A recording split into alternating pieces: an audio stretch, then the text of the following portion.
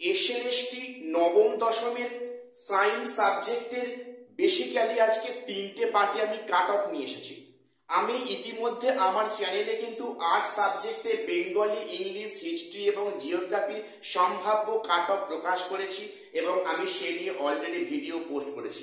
আমি আজকে ক্লাসে এলাম বেসিক্যালি সায়েন্সের সাবজেক্টে ম্যাথামেটিক্স, ফিজিক্স এবং লাইফ সায়েন্সের সম্ভাব্য কাট অফ নিয়ে। দেখো, প্রথম বলে রাখি, এটা কিন্তু সম্ভাব্য বা এক্সপেক্টেড কাট অফ, এর সাথে কিন্তু রিয়েল কাট অফ হুবহু মিলবে না হয়তো। সেক্ষেত্রে যে রিয়েল কাট অফ হবে আর এই এক্সপেক্টেড কাট অফ, এখানে কিন্তু খুব বেশি ডিফারেন্স হওয়ার সম্ভাবনা নেই। তো এই সায়েন্সের বিষয়ে যে কাট অফ গুলো আমি নিজে বানাইনি, আমাকে সাহায্য করেছে দুজন শিক্ষক, যেনারা কিন্তু এসএসসি কোচিং এর সঙ্গে অনেক কাল ধরে যুক্ত আছেন। আমি তাদের সহযোগিতায় আমি এই তিনটে সাবজেক্টে কাট অফ তোমাদের সামনে নিয়ে হাজির করেছি। প্রথমে আমরা দেখে নেব যে, প্রথমে বলি ম্যাথামেটিক্সে টোটাল 9-10 ভ্যাকান্সি আছে কত? 3922টা ভ্যাকান্সি আছে এবং এটা কিন্তু সমস্ত ক্যাটাগরি মিলিয়ে, অর্থাৎ SC, ST, OBC, UR, EWS এগুলো সব মিলিয়ে কিন্তু 3922টি ভ্যাকান্সি আছে শুধুমাত্র ম্যাথামেটিক্স সাবজেক্টের ক্ষেত্রে। এবং সেখানে ইউআর বা আনরিজার্ভ ক্যাটাগরি সেখানে কত যেতে পারে কাট অফ? সেখানে দেখো, প্রথম বলি ম্যাথের কিন্তু কাট অফ খুব বেশি যাবে না। আমি যেটা শুনলাম যে ম্যাথের কাট অফ খুব বেশি হবে না, অর্থাৎ সেখানে ইউআর ক্যাটাগরি 64 বা তার নিচে, ম্যাক্সিমাম 64 পেলে কিন্তু সেই ইউআর ক্যান্ডিডেট কিন্তু ডাক পাওয়ার সম্ভাবনা খুব বেশি। এবারে এই তিনটে সাবজেক্টে কাট অফ বানিয়েছে কিন্তু আউট অফ 80, অর্থাৎ সাবজেক্টের plus academic plus experience marks. তো এই নিয়ে মোটামুটি ইউআর মধ্যে যদি 64 হয় তাহলে কিন্তু সেই ক্যান্ডিডেট ভেরিফিকেশন লিস্টে নাম থাকবে। এবারে ওবিসি এ ও ওবিসি বি আমি একসাথেই বলছি, আমি আলাদা করতে পারি বা আলাদা করা হয়নি। সেখানে ওবিসি ক্ষেত্রে কিন্তু 60 থেকে 61 হলে তোমরা ডাক পাচ্ছ এবং এসসি কিন্তু 56 থেকে 57 এর মধ্যেই থাকবে, খুব বেশি বাইরে কিন্তু আসবে না। এবারে এসটি ধরতে পারো।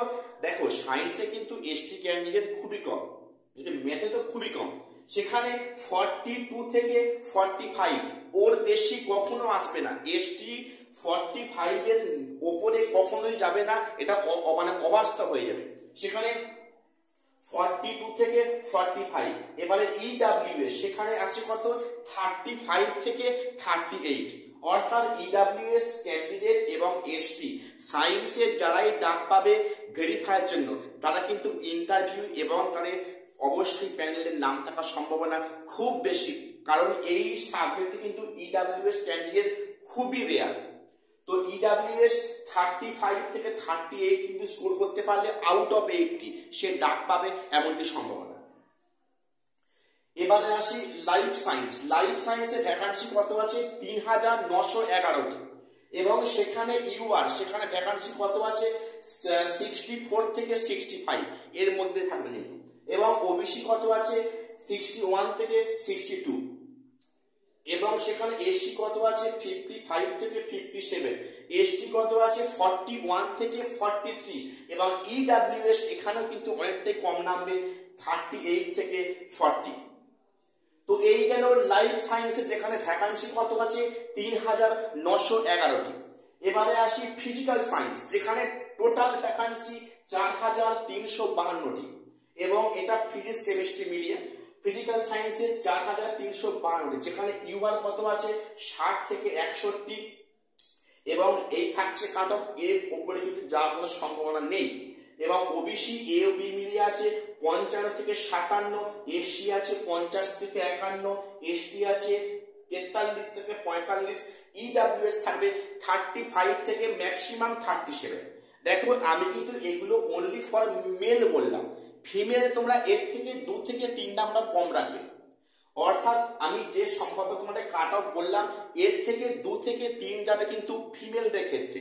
কাজেই এই কাট অফ তোমরা রেজাল্টের পরে মিলিয়ে দেখতে পারো, খুব বেশি ডিফারেন্স কিন্তু এখান থেকে হওয়ার কথা নয়।